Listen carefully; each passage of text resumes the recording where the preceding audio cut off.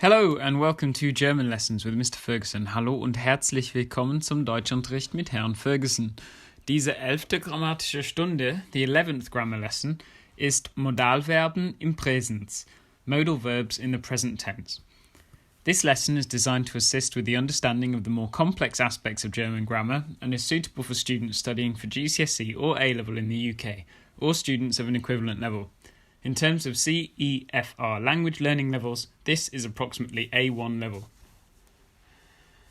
In this video, we will look at a special list of 6 verbs called modal verbs. Modal verbs are verbs which will almost always be used with a second verb in its infinitive form.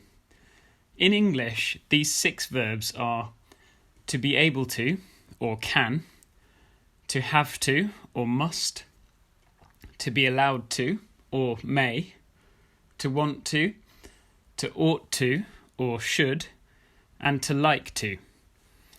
As you can see, each verb ends with the word to, which means that we need a second verb for it to make sense.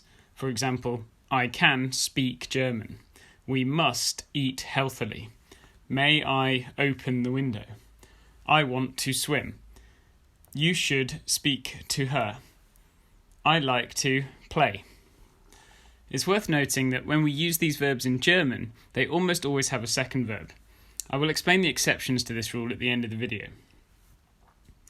In German, these 6 verbs in their infinitive form are können, müssen, dürfen, wollen, sollen, and mögen. At the moment, these verbs are not that useful. To use them in the present tense, we need to conjugate them. One reason why modal verbs are in their own category is because they have a strange conjugation. First of all, let's look at the ich form of these verbs. Ich kann, I am able to or I can. Ich muss, I have to or I must. Ich darf, I'm allowed to. Ich will, I want to. Ich soll, I ought to or I should. And ich mag, I like or I like to. The good news with modal verbs is that we use the same form for ich as we do with sie, es and man. So these forms, kann, muss, darf, will, soll and mag, are the same. For the du form, we use the ich form but with the standard st ending that we've come to expect. Du kannst, du musst, du darfst, du willst, du sollst, du magst. For wir and sie, we just use the infinitive that we encountered first. Wir können, sie oder sie können. Wir müssen, sie müssen. Wir dürfen, sie dürfen. Wir wollen, sie wollen. Wir sollen, sie sollen. Wir mögen, sie mögen. Finally, for the ihr form, we take off the en from the infinitive and add the standard t ending. Ihr könnt, ihr müsst, ihr dürft, ihr wollt, ihr sollt, ihr mögt.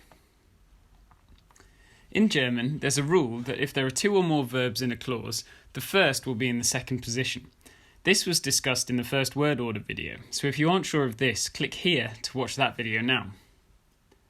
Any additional verbs will be put to the end of the clause in either their infinitive or past participle form. With modal verbs, we always use the infinitive form. Let's look at some examples of these verbs in action. Ich kann ein Auto fahren. I can drive a car. Wir müssen zur Schule gehen. We have to go to school. Darf ich etwas trinken? Am I allowed to or may I drink something? Will auf die Uni gehen. He wants to go to university. Du sollst mehr Sport treiben. You, informal singular, should do more sport. Mögt ihr Tennis spielen? Do you, informal plural, like playing tennis? As I mentioned earlier, these modal verbs will almost always need to be used with an infinitive to make sense, but there are a few times when it's acceptable not to. In these cases, a meaning is implied. These are, for example, kann Deutsch. He can German, which means he can speak German. Ich muss mal. I have to go, as in I have to go to the toilet or to the bathroom. This is almost exclusively used by little children. Ich mag Schokolade. I like chocolate. Wir mögen Musik. We like music.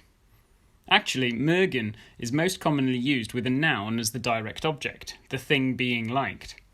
If you want to say you like doing something, you would usually use an adverb, such as gern, and this will be covered in a later video, so keep an eye out for this. So, that's how to use modal verbs in the present tense.